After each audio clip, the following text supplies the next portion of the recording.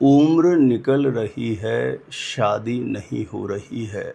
शादी के रिश्ते की बात तो चलती है, पर शादी का रिश्ता पक्का नहीं हो रहा है।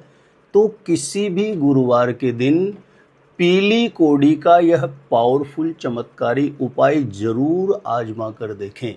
इस उपाय को आप अपने घर में ही संपन्न कर दें। इस उपाय के प्रभाव से किसी भी लड़का या लड़की का शादी योग, विवाह योग उदय हो जाएगा। किसी भी प्रकार के ग्रह दोष की वजह से शादी होने में, विवाह होने में आ रही बाधा निश्चित रूपेण दूर होगी और किसी भी लड़का या लड़की के शीघ्र विवाह का मंगलकारी योग जागृत हो जाएगा।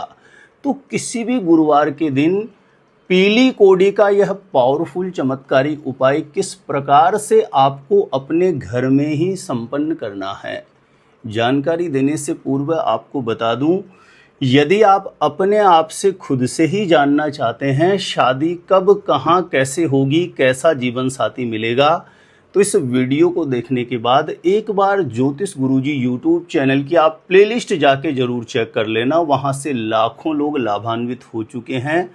आपको निश्चित रूपेण लाभ प्राप्त होगा। आप हमेशा मेरे साथ जुड़े रहना चाहते हैं, विवाह से संबंधित सटीक जानकारियां हमेशा पाना चाहते हैं, तो आज ही जरूर सब्सक्राइब करके रखें ज्योतिष गुरुजी यूट्यूब चैनल को। सब्सक्राइब करने से आपको बहुत फ़ायदा होगा। आगे कोई भी मेरा नया वीडियो आएगा सबसे पहले नोटिफिकेशन आपको मिलेगा, तो आप आसानी से मेरे वीडियो देख सकते हैं। हमेशा निरंतर आप मेरे साथ जुड़े रह सकते हैं। तो चलिए प्रिय दर्शकों, विषय पर चलते हैं।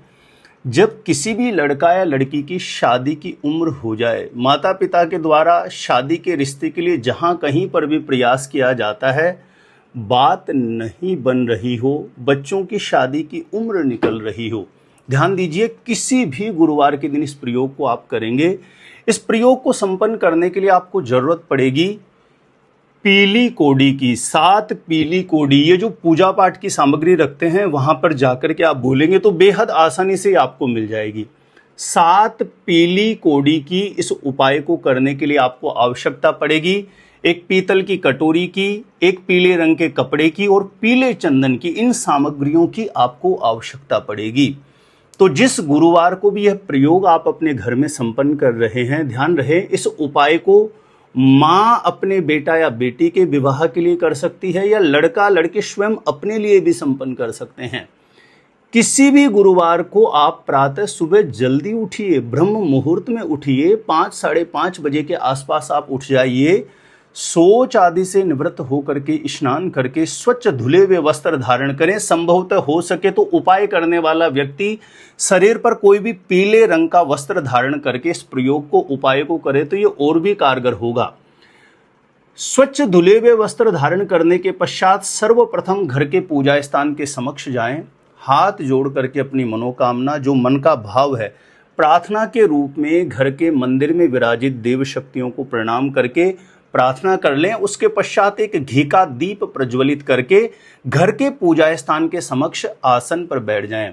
ध्यान रखें, जिन लोगों को नीचे बैठने में असुविधा है तो कोई भी चेयर वगैरह के ऊपर आसन लेकर के बैठ सकते हैं, लेकिन ध्यान रखें पीले रंग का आसन हो या किसी भी आसन पर कोई पीले रंग का कपड़ा बिछा करके आपको बैठना है। सामने कोई भी बड़ा एक पात्र रख लीजिए, थाली या प्लेट कुछ भी आप रख लीजिए। अब आपको एक कटोरी के अंदर 7 पीली कोड़ी रख लेनी है, और ये जो 7 पीली कोड़ी है इनको सबसे पहले आपको पंचामृत से धो लेना है। पंचामृत आपको बना लेना है कटोरी में। दूध, दही, घी, शहद, शक्कर या बूरा मिलाकर के पंचामृत आपको बना लेना है।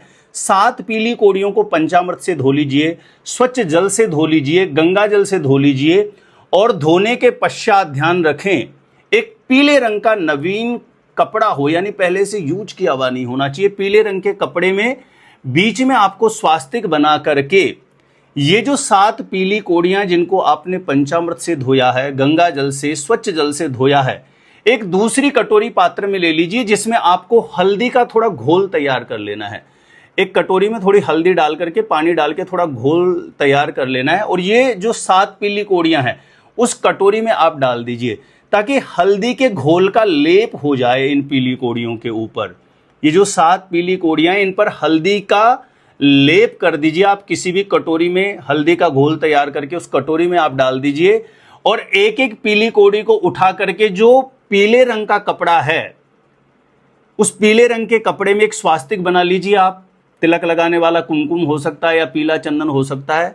पीले कपड़े के बीच में स्वास्तिक बना करके उस पीले कपड़े के अंदर जो स्वास्तिक बनाया है उस पर आपको एक एक करके ये हल्दी के घोल से लेप हुई पीली कौड़ी उस पीले कपड़े में आपको रख देनी है।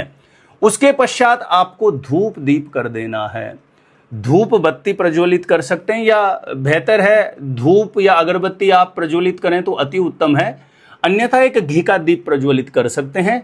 और अपनी मनोकामना बोलते हुए जो 7 पीली कौड़ियां आपने पीले कपड़े में रखी है हल्दी के घोल का लेप करके, क्लॉकवाइज अपनी मनोकामना बोलते हुए 7 बार घुमा दीजिए। आप या तो दीप प्रज्वलित करके दीपक घुमा दीजिए या धूप बत्ती या अगरबत्ती जो भी हो, कोशिश करिए कि आप धूप बत्ती हो। अगरबत्ती बहुत बार पूजा कार्य में कुछ ऐसी चीजें हैं जिसकी वजह से उसको वर्जित भी कहा जाता है, तो या तो धूप बत्ती का प्रयोग करिए या बेहतर है घी का दीप प्रज्वलित कर लीजिए।